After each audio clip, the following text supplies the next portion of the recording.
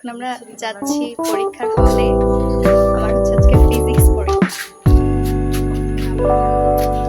চলো আমরা একসাথে যাই। আমরা ফিজিক্স পরীক্ষা দিতে যাচ্ছি, ঠিক আছে? আমরা না, সরি আমি।